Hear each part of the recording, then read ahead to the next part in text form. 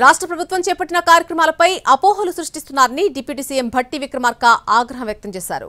తప్పుడు ఆరోపణలు చేస్తూ ప్రతిపక్షాలు ప్రజలను తప్పుదోవ పట్టిస్తున్నాయని మండిపడ్డారు. ప్రజలకు మేలు చేయాలనే ఆలోచన తప్ప తమకు ఎలాంటి వ్యక్తిగత ఎజెండా లేదన్నారు.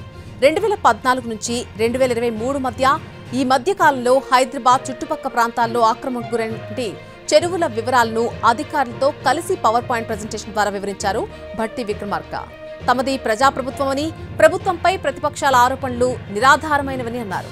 హైదరాబాద్ నగరంలో కొన్నేళ్లుగా చెరువులు మాయమవుతున్నాయని అన్నారు. మూసి ఆధునీకరించాలని గతంలో చాలా ప్రయత్నాలు జరిగాయి. శాటిలైట్ మ్యాప్ల ద్వారా చెరువుల ఆక్రమణలను గుర్తిస్తున్నామని చెప్పారు. రాష్ట్ర విభజన జరిగే నాటికి ఎన్ని చెరువులున్నాయి, ఇప్పుడెన్నున్నాయనే వివరాలు సేకరిస్తున్నామని అన్నారు. ఇది సీఎం కోసమో మంత్రుల కోసమో కాదని చెరువులను భవిష్యత్తు తరాల కోసం అందించాలని అన్నారు భట్టి.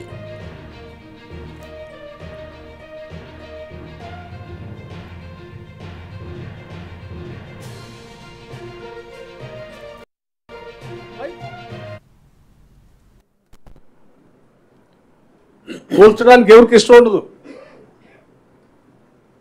కూల్చాలని ఎవరికి ఆశ ఆలోచన తపన కూడా ఉండదు. కానీ వీటిని భవిష్యత్ తరాలకు అందించాలనే తపన మాత్రం కంపల్సరీ ఉంటుంది.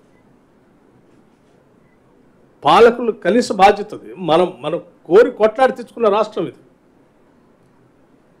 అలా అని మరి వాళ్ళు ఏం చేద్దాం, over a period of time, మీరు అన్నట్టు over a period of time buffer జోన్లో కొద్దిమంది కట్టుకున్నారు, ఇంకెక్కడ కట్టుకున్నారు, ఆ పైన కట్టుకున్నారు.